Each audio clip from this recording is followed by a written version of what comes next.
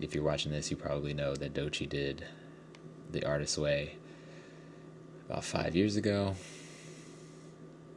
And I watched her first video, and I was just very surprised by how honest she seemed like she was being. I don't know why I was surprised. I guess because of who she is now, I just assumed that it would have been a more produced reflection of her real life.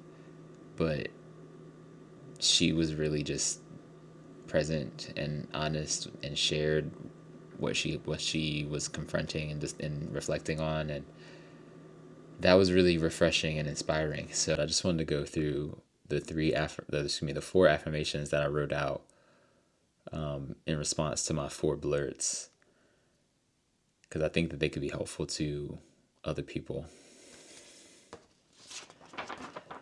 My first affirmation is, as long as I live, I can begin again.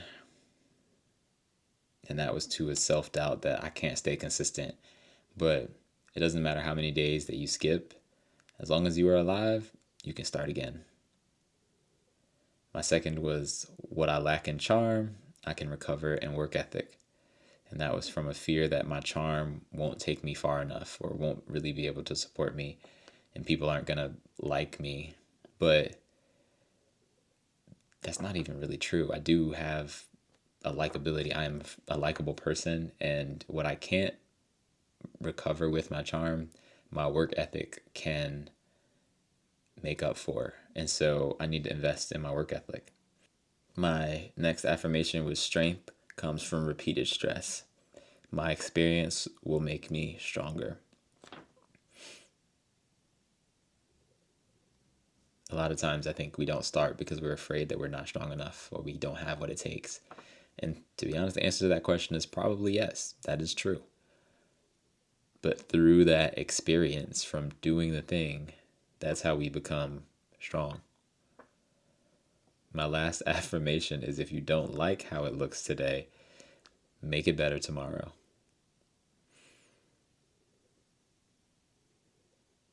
Or I would almost even edit that to, make a better version tomorrow.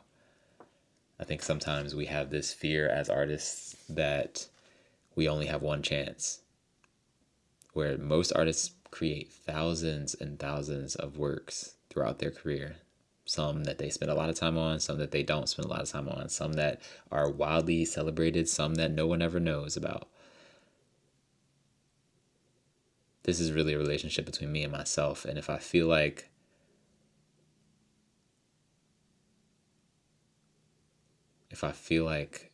what I'm seeing in the mirror or what I'm seeing in my art I don't like, I can make a version tomorrow that is better or that is different or that tries something new. I think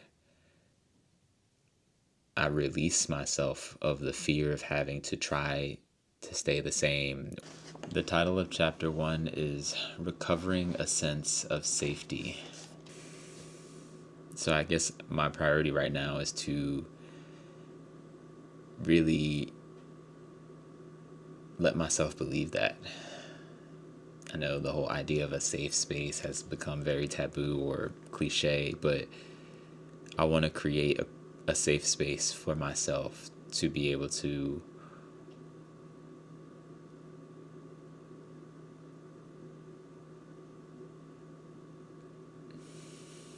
take up space. I'm kind of laughing because I'm looking at my morning pages and that's written in pretty large print on one of the lines here. And I think that's something that I need to be reminded. I don't know why exactly, but I, at some point over the last 30 years, have allowed myself to shrink, and I've allowed my insecurities or other people's opinions of me make me small and not want to really express the fullness of who I am. One of the activities asks us to write affirmations and blurts. And essentially, a blurt is that reaction, that often negative reaction that you have when you think something positive or you speak something positive about yourself. And I think something that I feared for a really long time was arrogance, or being perceived as arrogant. I have jokingly said that I have this like duality where it's like I am this humble person, but I also have this like very arrogant fuck boy kind of like deep inside, and I have to like manage that. And while I still think it's inappropriate or can be like abusive, sounds dramatic, but I think that could be accurate in some cases. But I think it's just, I do think that there's reasons for egos to be checked or managed, because I don't think if I let my ego run wild, that would be in my best interest, in the best interest of my inner child, my artist. But I also feel like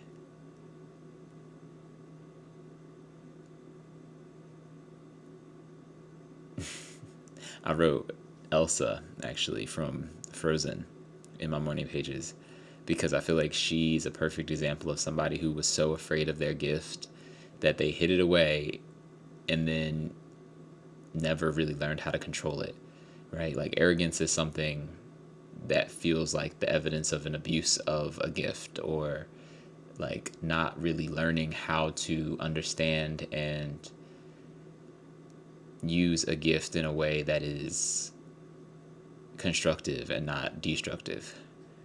Arrogance feels like the destructive side of that gift, and I think I feared that for so long that it prevented me from really gaining anything from any gifts I might have, because I never learned how to take care of them. I never learned how to use them appropriately. I'm hoping that through the course, I will get the opportunity to explore that and really unlock that again, because there's just so much like pressure from society, being an adult, all that type of stuff that like ends up clouding my judgment and my authenticity and the person that I believe I can be.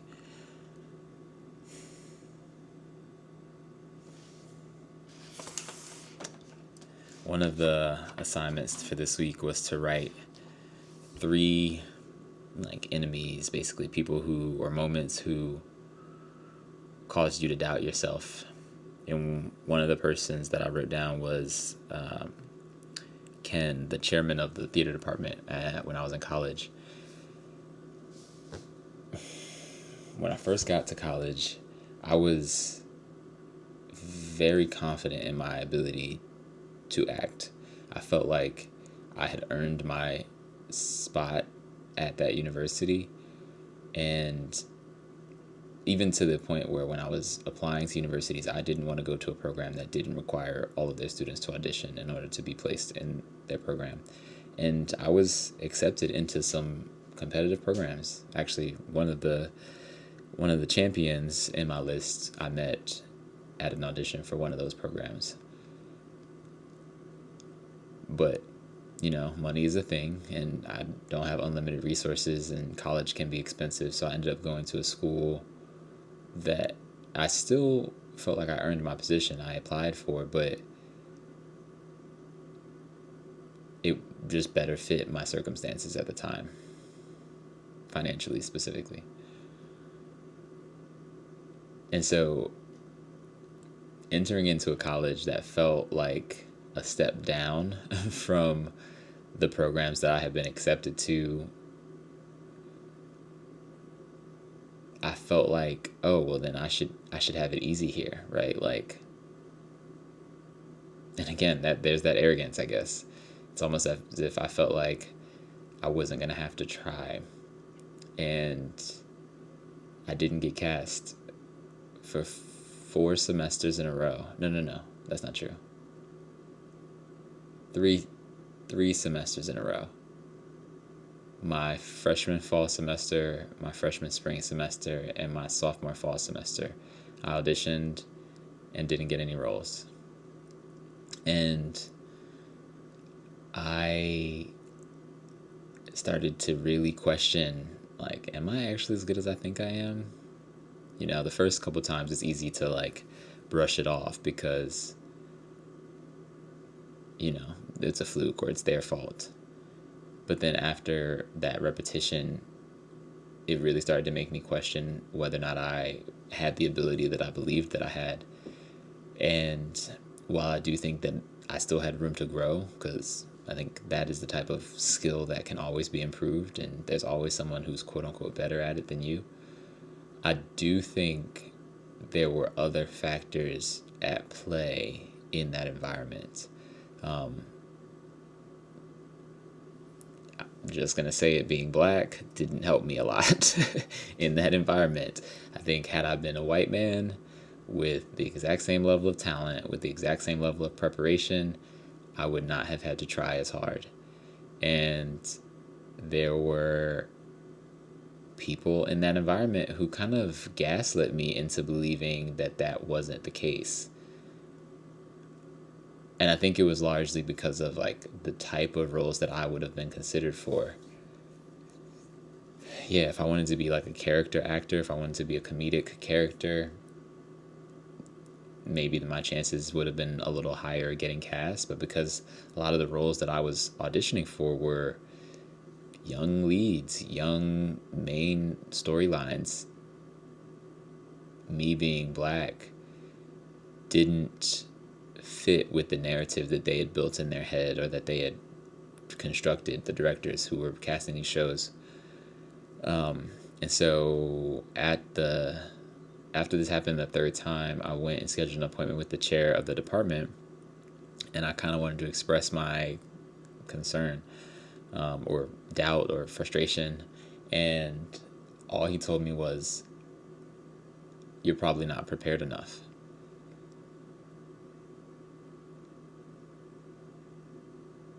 And that hurt because I felt like, okay, I get it. You can tell me that the first time, maybe even the second time, but I do feel like I tried to come in more prepared the second time because of what happened the first time, still not to get it. And then that third audition, I felt like I spent a lot of time really trying to craft a performance, an audition that made sense and that worked and that I was very proud of. And honestly, thinking back on it, I am proud of that audition and those auditions. But I think him to just like not acknowledge that that could have been part of the problem made me question my reality. It was almost like, no, this is the context of the world that we live in, and whether or not that's right or wrong, I almost wish that I had someone who understood, who would have been able to kind of like, I don't know, I guess at least made me feel like I wasn't crazy. I don't necessarily need them to give me the parts, but understand that the things I'm saying are not totally off base, and be able to help me focus on what I could control, which eventually I did end up doing. And I feel like I saw success there, but I think at that moment it really made me question whether or not I had what I thought I had. And I'm hoping to get back to that confidence, to get back to that assurance that I know I have what I think I have. By contrast, one of the champions that I listed was also a professor that I met in college. Her name's Kailani. And she was just the most honest yet nurturing presence to be surrounded by at that point in my development as an actor or as an artist. I feel like she truly cared about making sure that we we really got to the root of our abilities and really tried to put in the work that was required to achieve the goals that I guess we set. I remember specifically I think this was my last semester.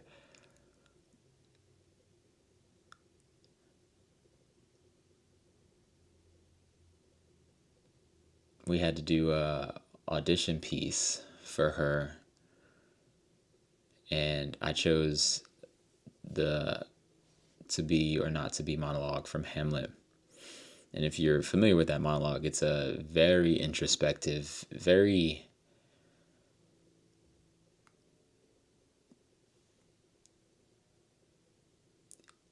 the character is like confronting himself and the realities of the things that are happening to him and happening around him, and he's really deciding, like, is it worth it to put up with this? Like, should I just give up? And I I poured myself so deeply into that audition.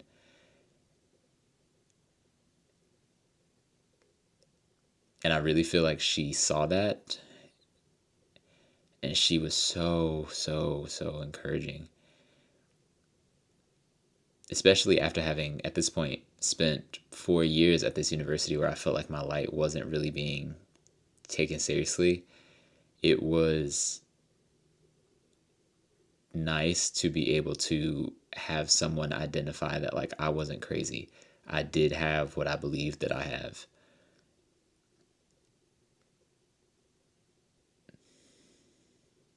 She was actually the reason that I ended up moving to LA instead of going somewhere safer, because I was considering going to Atlanta or maybe New York. I wasn't super interested in pursuing a move to New York, but I felt like Atlanta would have been an easier move, would have been less expensive, not as far away from my family.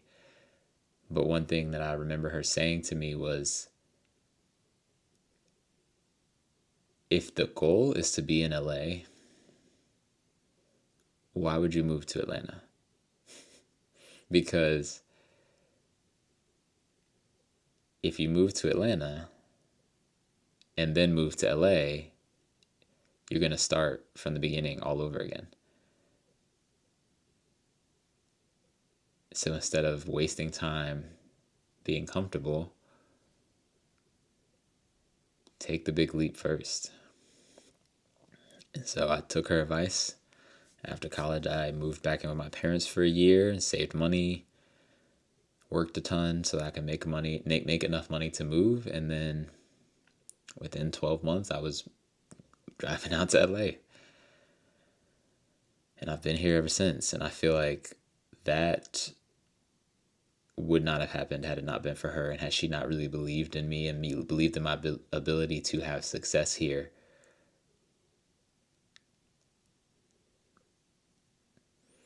The last couple of years haven't looked the way that I thought that they were going to look at that point. But I also feel like there is a lot that I have gained while I've been here. I was just watching a video about Victoria Monet sharing how she was kind of confronted with the idea that, like, if I told you that it would take you 15 years to achieve your dreams, would you still pursue them? And that's kind of where I feel like I am. I've been in LA since 2017, and things don't look the way that I thought that they were going to look. In some cases for the better, in some cases for the worse. But I still don't feel like my dreams are not accessible to me, and that in some time, if I continue in the path that I'm on, I can't get there. If anything, my dreams may have matured, and I don't want the things that I wanted when I was a freshman in college or in high school or a child anymore. If anything, I want something that's like a more evolved version of those things.